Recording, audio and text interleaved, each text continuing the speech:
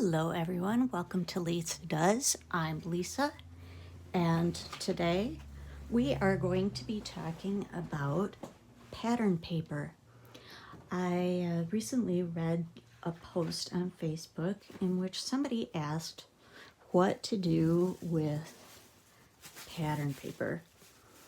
Personally, I love this stuff, but I can guess that if you don't know what to do with it, it just seems like some sort of flimsy thing that takes up a lot of space in your craft room. So let's work on using some of this stuff up. First, we'll take a look at this. I'll bet many junk journalers have this very stack. And it's a really nice stack, but there's something that is disappointing about it. And that is that all the backs are white. That's not so bad if you're a scrapbooker, but if you're a junk journaler, then you usually want to use both sides. In comes our pattern tissue for an instantly aged look with almost no effort. It's awesome. Our old friend Decoupage comes to the rescue. Mod Podge to be exact. If we can get it open. There we go. And here's how we'll work with it. That was a bit much, but that's okay.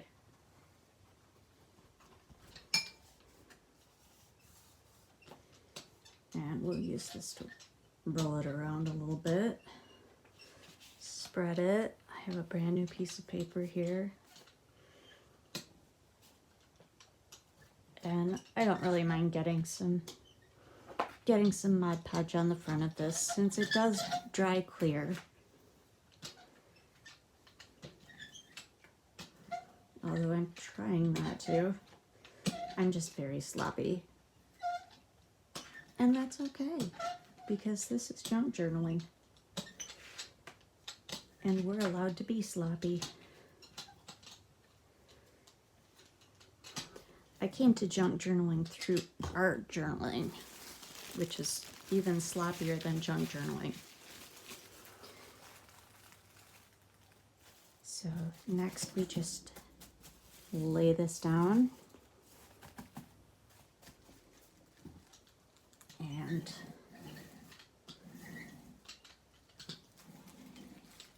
roll the tissue down. I see we have a missing area. Oh, I need to get us in. There we go. Now we're back in frame. We have a couple of bare spots, so all we need to do for that is just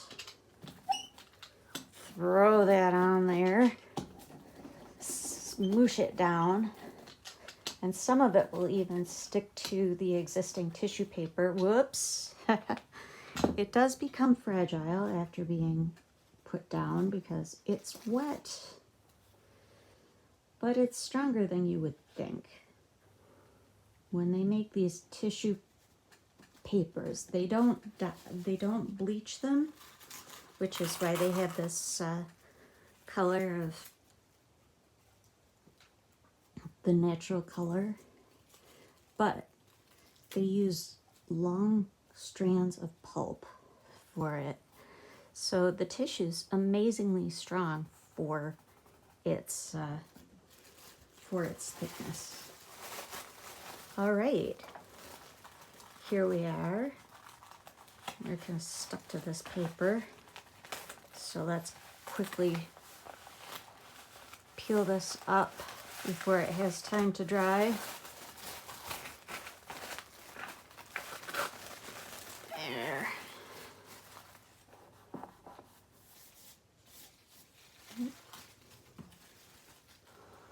I did myself an oops on that one. That's okay. We'll just cover it up.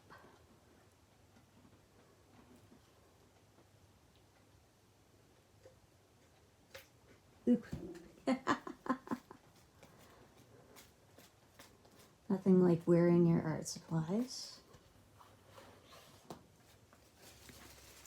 And we can cover this up with more tissue. It's another thing it's good for is covering mistakes.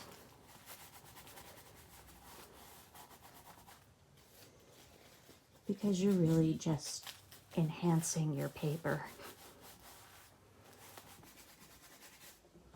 There we go.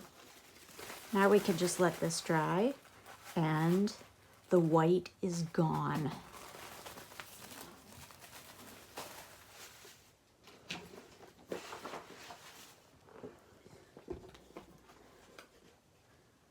Another thing that we can use it for is as the basis for decoupage.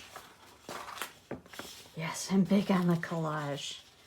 It's a really good collage base because it does take away from the white. Let me grab a new sheet here.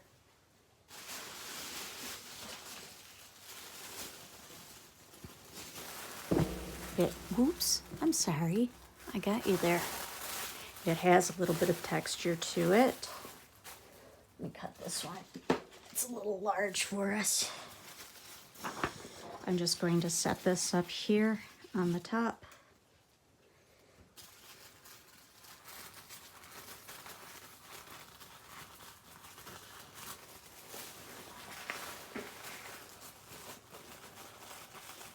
And cut around it using extra space. It's a nice thing. There's a lot of tissue in one pattern, so you don't have to be stingy with it.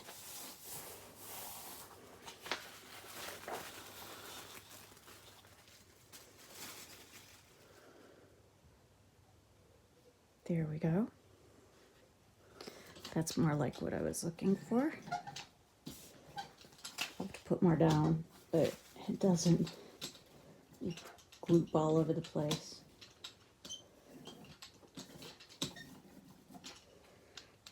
Need more. There we go.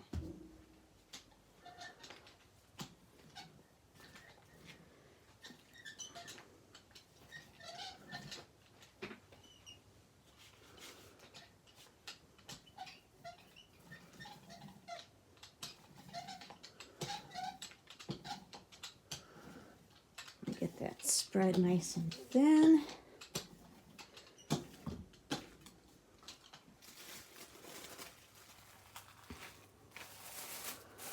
And we stick this down. There's not really much to it. It's the same technique as before, but now when we make our collage, we don't have to worry about whether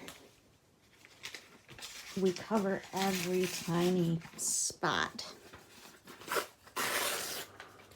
So let's tear up some dictionary pages and book pages, other book pages. Yes, I know dictionaries are books.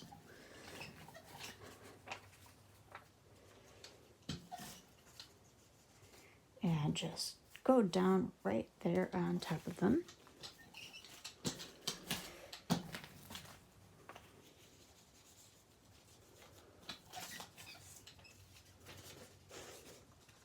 I didn't even realize there were 2 pages there.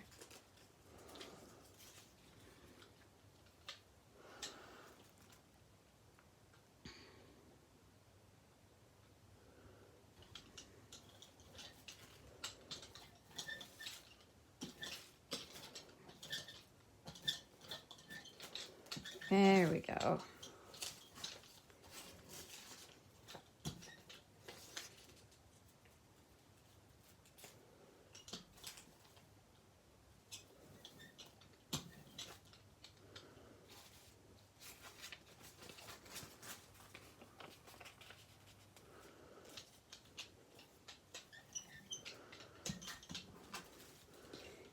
all we have to do is just keep on throwing pages down there.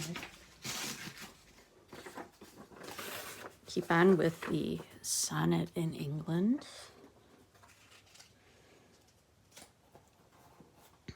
All of these pages are extremely brittle.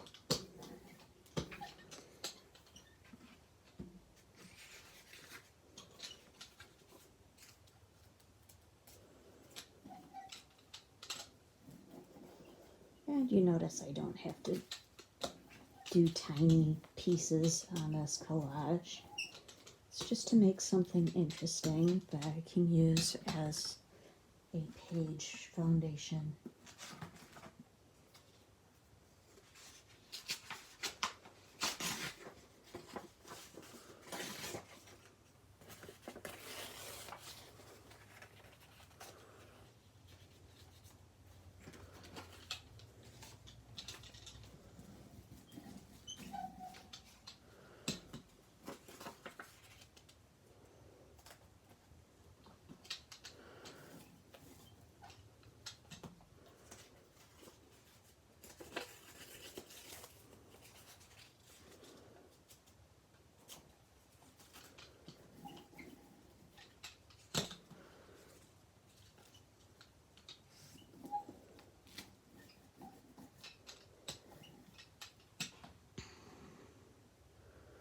A little more glue down here. A little more glue over here. There we go.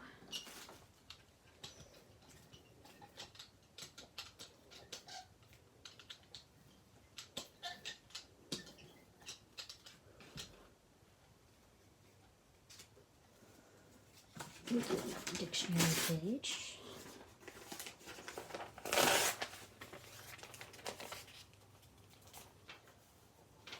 Camembert cheese. Oh, the camelry. Troops mounted on camels. A camel corps.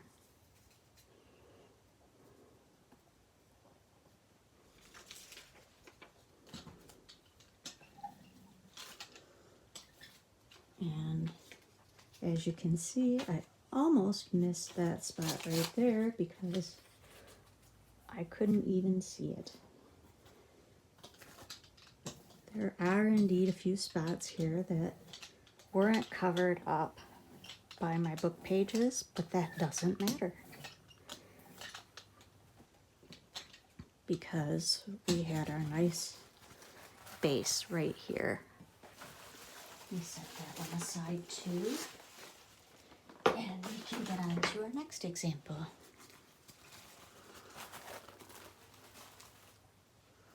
Our next example is going over the top of a page.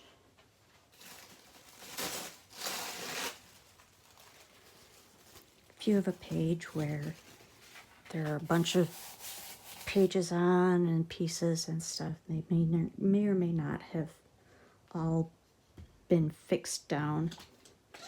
Some may be loose, and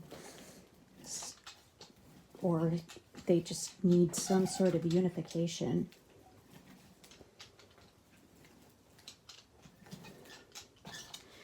Say you had an odd piece on there like this,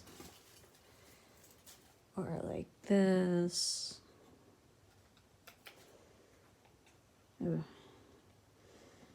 If you're gonna lose one antenna, you may as well get rid of both of them. Or how about these?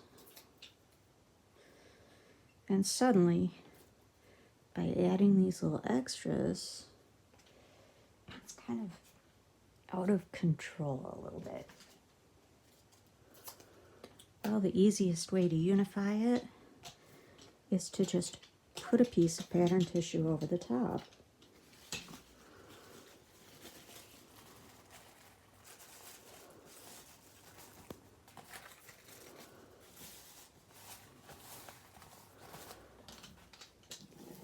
And suddenly, it it looks like it's all meant to be together. Happy family! Yay!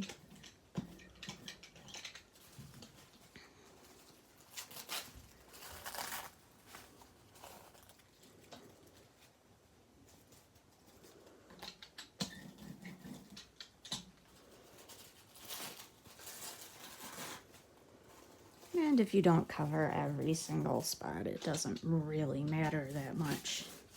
It's still a unifying factor. Note to self, brayer does not work for everything. So, here we are. Went from oddball to togetherness. Yay.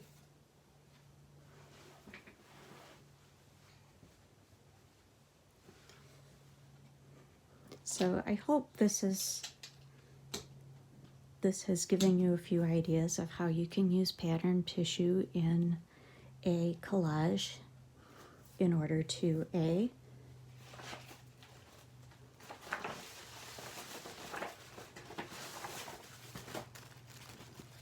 kill the white paper,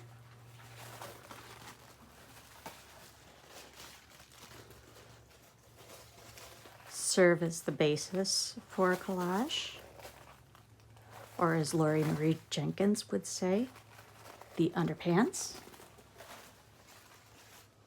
or C, unify a collage.